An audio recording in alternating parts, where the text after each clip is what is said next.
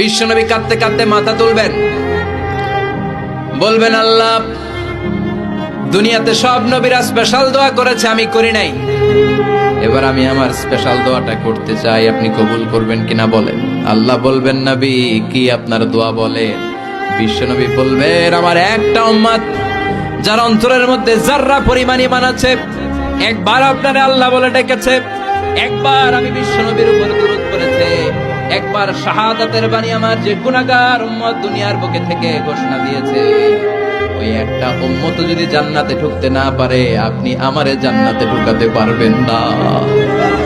আল্লাহ বলবেন, সাল তুতা, সাল সাল তুতা, ওয়াশফা তুশাফা, শাফাত করেন নবী করেন, যার জন্য দোয়া করবেন আমি কবুল করে নেব। দুনিয়াতে বিশ্বনবী কম কষ্ট সহ্য করে নাই। 3 বছর শিয়াবে আবি তালেবে জেল খেটেছে। কয় বছর? দুর্ভিক্ষের বছরগুলোতে বিশ্বনবীর পেটে দানা পানি ছিল না। কলিজার টুকরা হাসান হুসাইন কই মাছের মতো ছটফট করেছে, জামিনে ক্ষুধার জ্বালায় বেহুশ হয়েছিল। বিশ্বনবী যদি ওই স্পেশাল দোয়াটা করতেন, জান্নাত থেকে খাবারের বস্তা পাঠিয়ে দিত কে? ওই দোয়া করছিলেন? জেলখানায় আল্লাহরে বলছিলেন, আল্লাহ স্পেশাল দোয়া করলাম, জেল থেকে মুক্ত করে দেন, করছিলেন?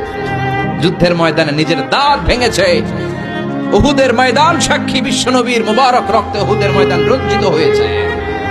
সেদিনও বিশ্বনবী ওই দোয়াটা করে নাই। চিল্লায় বলেন ঠিক কিনা?